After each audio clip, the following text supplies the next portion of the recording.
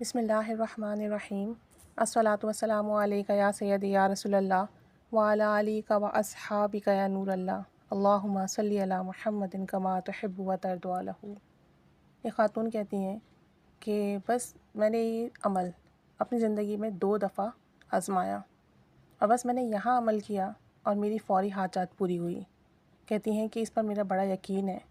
بتاتی ہیں کہ یہ عمل مجھے میری والدہ سے ملا تھا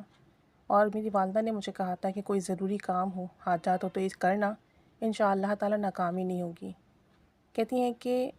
میں نے اس عمل کو اپنے 2 مقاصد کے لیے کیا اور اس میں بسم اللہ الرحمن الرحیم پڑھنی ہے 2000 مرتبہ،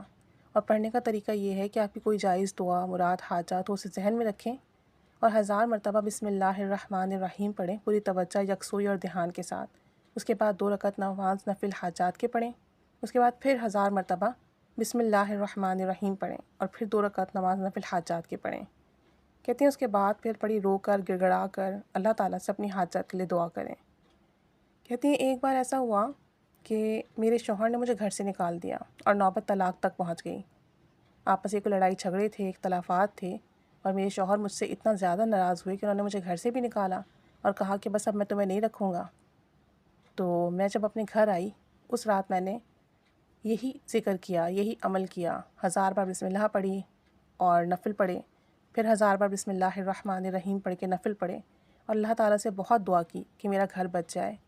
اور یہ جو مسئلہ ہے یہ حل ہو جائے اور میرے شوہر مجھ سے راضی ہو جائیں اور اپنی ناراضگی ختم کر دیں۔ کہتے ہیں یہ پڑھ کر میں جب رات کو سوئی تو میں نے خواب میں دیکھا کہ میرے شوہر مجھے لینے آئے ہیں، اور کہتی ہیں کہ صبح جب میں اٹھی تو واقعی ایسا ہی ہوا کہ وہ مجھے دن میں لینے آئے، انہوں نے مجھ سے معاذت بھی کی اور مجھے عزت کے ساتھ واپس گھر لے کر گئے۔ اور کہتی ہیں کہ ایک بار اس طرح سے کچھ ہوا کہ میرے شوہر کے کاروبار میں بڑے مسئلے چل رہے تھے اور ہم پر کافی قرضہ ہو گیا تھا، لاکھوں کا قرضہ ہو چکا تھا اور قرضہ ادا کرنے کا کوئی ذریعہ وسیلہ نہیں ہو رہا تھا۔ تقریباً 2 سال جو ہے ہم ان پریشانیوں میں رہے، ہم بہت مقروض ہو چکے تھے، گھر کے اخراجات کے لیے بھی ایک سا قرضہ لیتے، مسئلے مسائل بہت زیادہ تھے اور آمدنی بالکل نہیں ہو رہی تھی۔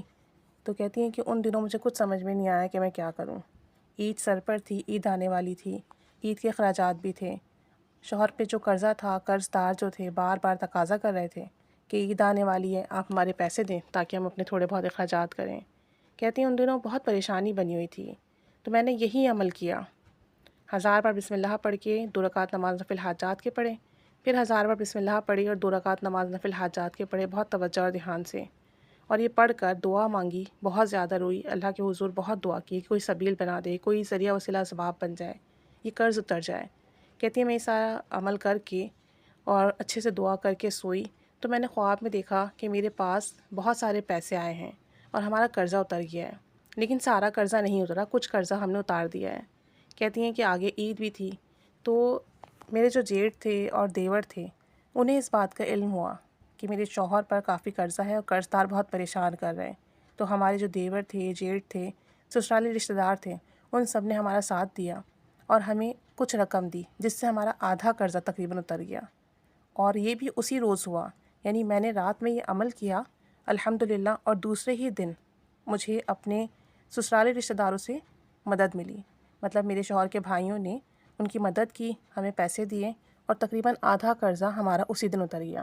تو کہتی ہیں کہ یہ عمل میں نے 2 دفعہ کیا اور جس دن کیا اس کے دوسرے دن ہی وہ مسئلہ حل ہوا جس مسئلے کے لیے پڑھا تھا، لیکن جب میں نے یہ عمل کیا تو بہت توجہ اور دھیان سے کیا اور کرنے کے بعد بہت زیادہ دعا کی،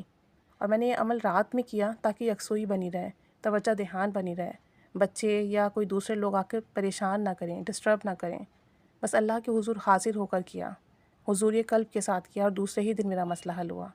کہتی ہیں کہ یہ عمل ایسا ہے کہ کوئی بھی کرے تو انشاءاللہ تعالیٰ بڑی سے بڑی پریشانی ضرور ضرور ختم ہوگی، یہاں آپ عمل کر کے ہٹیں گے اور یہاں آپ کی حاجت پوری ہوگی۔ اللہ تعالیٰ ہم سب پر بھی رحمت کرم فضل کی نگاہ فرمائے، آمین۔ صلی اللہ علی محمد صلی اللہ علیہ وآلہ وسلم۔